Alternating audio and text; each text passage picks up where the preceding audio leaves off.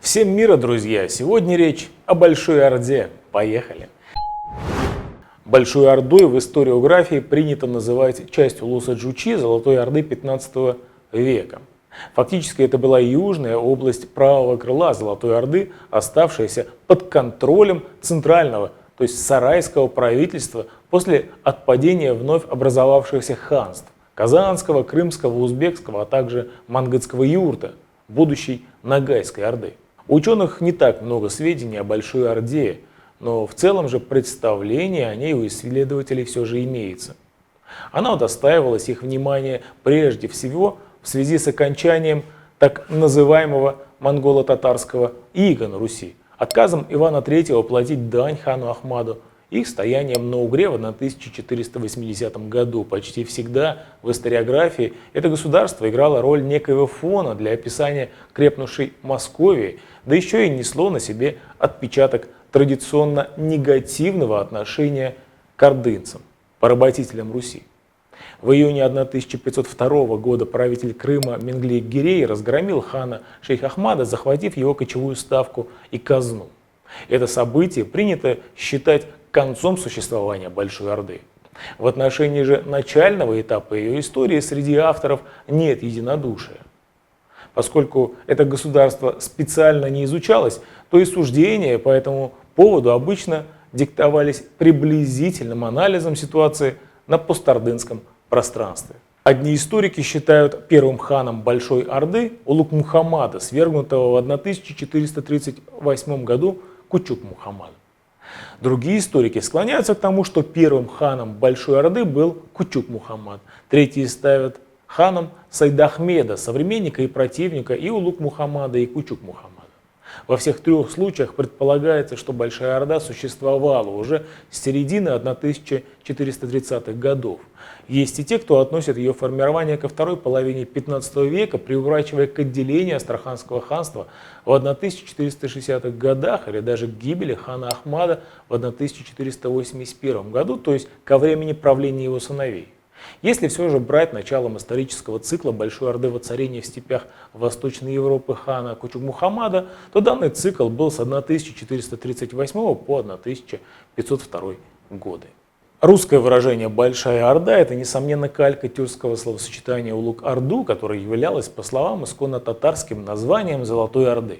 В источниках польско-литовского происхождения Большая Орда неизменно именовалась Заволжской Ордой. Герберштейн, например, писал следующее: татары разделяются на орды, первое место среди которых и славой, и многочисленностью заняла Заволжская Орда, так как говорят, что все остальные орды получили начало от нее. Принятым как в самой Орде, так и в окрестных тюркских владениях были словосочетания, включавшие термин «тахт» – трон, престол, и неоднократно встречавшиеся в хрониках и в дипломатической переписке «тахт-эли», «тахт мемлекети», «тахт вилаяти». Все они переводятся приблизительно как тронное владение, престольная держава, престольная область, столичная область.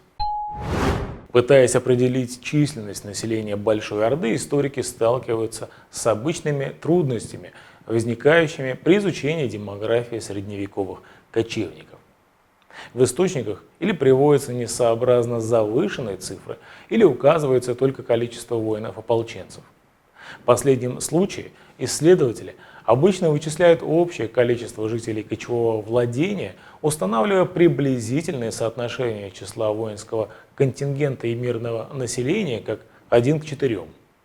Сведения о войске одного из преемников Кучук-Мухаммада, его сына Ахмада, встречаются в рассказах восточных хронистов о его участии в разгроме ханства кочевых узбеков после смерти Абулхайра. Во время этой войны рубежа 1460-70-х годов внук Абулхайра Мухаммад Шейбани вознамерился напасть на армию Ахмеда, которая состояла по одним данным из 100 тысяч, а по другим из 150 тысяч всадников. Примерно в то же самое время, в 1472 году, сам Ахмед через своего посла в Венеции, которая пыталась втянуть его в войну с турками, заявлял о находившемся под его началом 200-тысячном воинстве. По сведениям исследователей, получается, что в Большой Орде в начале 1470-х годов, то есть в период ее могущества, Проживало около 400-600 тысяч человек. Определить племенной состав Большой Орды можно только приблизительно, опираясь на отрывочные сведения источников. Исследователь Шамил Оглу считает, что основу населения ханства составляла конфедерация 4 племен – кияты, мангыты, сальджуиты и кунграты. Кроме того, имеется информация и о некоторых других элях. Мангыты занимали первое место по влиянию и, может быть, по численности. Ведущая роль мангытских беков была освящена традицией беклербекства их родоначальника Эдегея. Эта традиция по-разному трансформировалась в Казанском, Астраханском, Крымских юртах и Большой Орде. В этих ханствах, за исключением, возможно, Казани, присутствовали аристократические мангытские роды, которые в разной степени влияли на политику местных чингизидов и на управление их владениями. Наибольшим влиянием соплеменники Едыге пользовались именно в Тахт-Эле.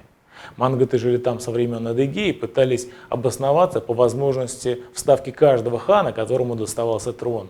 Беки же, например, племени Кият принимали активное участие в политических событиях, связанных с воцарением и свержением ханов. Участвовали в управлении государством, занимали высочайшие административные посты. Самым известным из них является знаменитый Мамай. Еще одной группой, влияющей на баланс сил во второй половине 15 века, стало казачество. Оно начинает фигурировать в источниках как заметный элемент социальной структуры и участник политических событий. Казаки того времени – это маргинальная группа степняков, которые, может быть, номинально и продолжали считаться ордынскими подданными, но вели себя все более и более независимо. В те времена казачьи общины представляли собой обычные для кочевой степи мигрирующие сообщества. Разве что наряду со скотоводством их основным занятием стала война, и принадлежали казаки, очевидно, к разным элям, проживая при этом смешанно в общих поселениях. Ян Длугаш характеризовал их как множество татар, собранных из беглецов, грабителей и изгоев, которых они на своем языке называли казаками. Ситуация 1460-50-х годов, когда Золотая Орда окончательно развалилась, а вслед за ней неуклонно приближалась к коллапсу и Большая Орда, оказалась благоприятной для формирования в степях Юго-Восточной Европы больших казачьих общин. В то время они состояли, вероятно, почти исключительно из татар и прежде всего большеордынских. Почти, так как нельзя исключать иноэтнические вкрапления, например, русских и черкесов. Как известно, впоследствии, в XVI веке в этот регион стали мигрировать выходцы из славянских стран. Поселяясь вместе с татарскими старожилами, они образовали общеизвестные объединения вольного казачества, будущие войска на Дону и в Запорожье. Административная структура Большой Орды была унаследована от управленческой системы единого Джучиева Улуса и во многом повторяла ее. Но исторические обстоятельства XV века привели к упрощению, свертыванию некоего разветвленного государственного механизма. Главное же отличие Большой Орды от Золотой заключалось в отсутствии у ее правителей эффективных средств по принуждению по отношению к непокорным подданным. Недовольные их политикой беки могли безнаказанно увести свои улусы на другие земли или обособиться от хана, даже не трогаясь с места. Единственным способом для хана Большой Орды, привлечь к себе эли и их лидеров были частые и желательные победоносные войны с соседями. Такой военной активности не могли себе позволить, да и не нуждались в ней золотоордынские падишахи, существовавшие в условиях государственной стабильности. В Большой Орде кочевое скотоводство было главным занятием большинства населения. В этом она имела сходство с узбекским ханством и Ногайской Ордой. Конторини описал этот компонент так: они кочуют в поисках свежей травы и воды и никогда не живут оседло. У них не бывает иной пищи, кроме молока и мяса. Как и в любом кочевом социуме, улусные общины перемещались по степи не хаотично и стихийно, а в соответствии с налаженными маршрутами между сезонными пастбищами. Летние пастбища находились в районе Дона, зимние – в Волго-Донском междуречии, и таким образом действовал широтный цикл кочевания. Состав стада был обычным для евразийских номадов. Венецианский дипломат Иосифат Барбара так описывал приход подданных Кучук-Мухаммада. Сначала шли табуны лошадей по 60, 100, 200 и более голов в табуне. Потом появились верблюды и волы, а позади них стада мелкого скота. Земледелие в этом кочевом обществе отмечено многими источниками. несмотря на его второстепенную и вспомогательную роль в экономике. Тот же Иосифат Барбара пишет, что в дни февральского полнолуния устраивается клич по всей Орде с призывом готовиться к севу во время мартовского новолуния, с объявлением точного срока и места работы.